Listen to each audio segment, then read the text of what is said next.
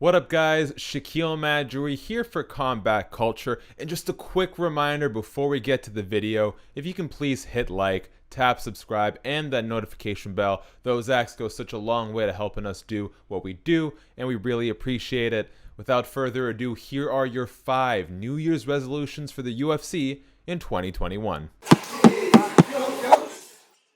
2021 is just around the corner, a new year full of new opportunities, the first among them being a chance to make some New Year's resolutions. Time to take stock of the past and look ahead to the infinite possibilities of the future. Will this be the year we finally get in shape, stop biting our nails, or at least find time to watch some more Bellator and One Championship? With that in mind, here are our top 5 resolutions for the UFC over the next 12 months. Time to can the fighter doesn't want to fight rhetoric. It's been a go-to phrase from Dana White for years.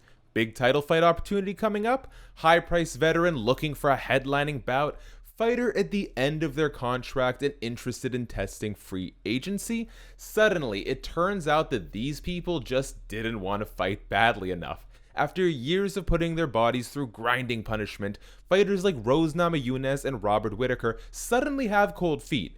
9 times out of 10, it all just comes down to money and timing. We all know it. Time to start telling it like it is. Make more time for R&R. Sure, we had some good times over the second half of 2020. Some epic wars were fought, some amazing highlights were created, and we even had a couple new champions crowned.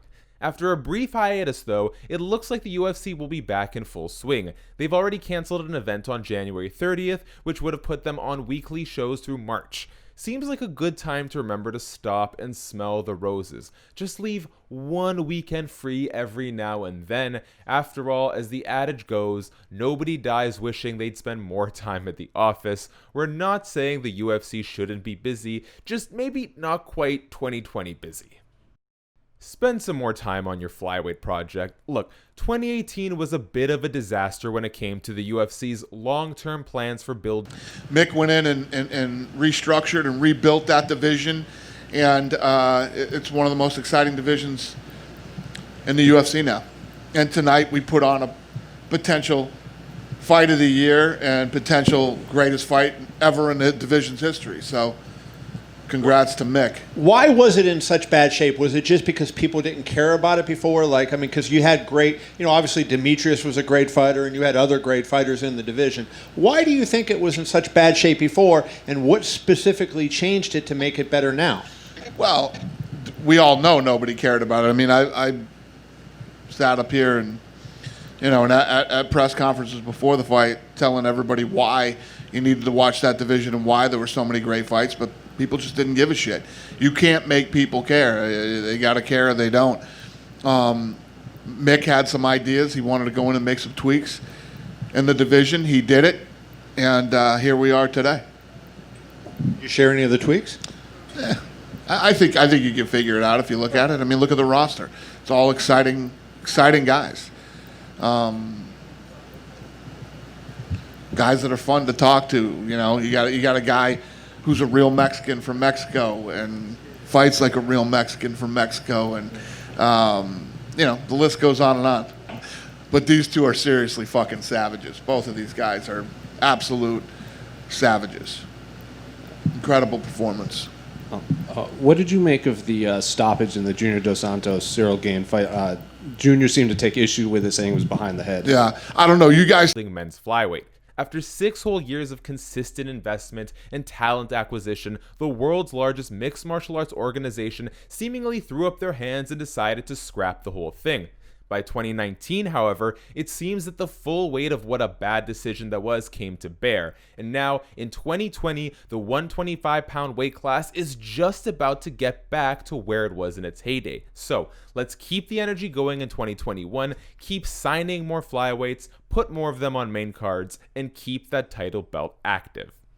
Time to get rid of recreational drug testing. This doubles as a commission resolution as well, but if anyone has the power to put some extra pressure and lobbying efforts on fight commissions, it's the UFC. Your last fight, obviously, you look sensational getting the win, but unfortunately it was overturned due to that, positive test for weed. As someone who's been through that whole scenario, How do you feel about them weed laws and how they can potentially change them moving forward? I think it's fucking stupid.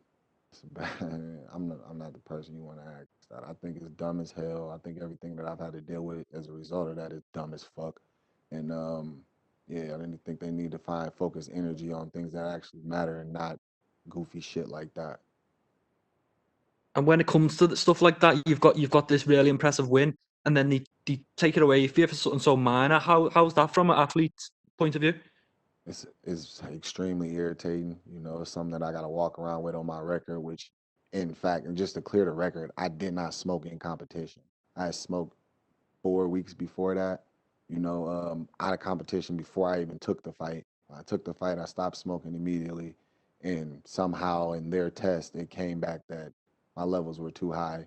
Even after the UFC did an investigation, tested my old samples and showed them the difference in the levels and everything, they still went ahead and decided to suspend me, fine me, put me through all this other bullshit.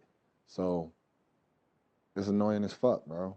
Nobody's asking the UFC to let fighters start competing while high, but a simple impairment test rather than a drug test could make sure that doesn't happen.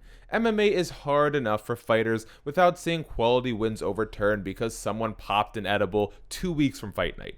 It's not an important part of keeping the sports clean or safe, and especially in the case of marijuana, it's not even a case of breaking the law in many states around the country. Time to get off the dare kick and keep focused on bigger problems. And lastly, whatever happened to fixing MMA gloves? Sure, this resolution is a lot like saying, this is the year I'm going to finish my novel, while knowing full well you've made that resolution every year for the last decade. But there's no reason to drop it as a life goal.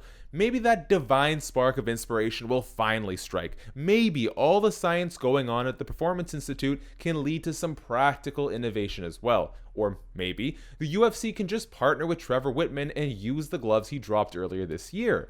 They look pretty cool and like they might just do the job.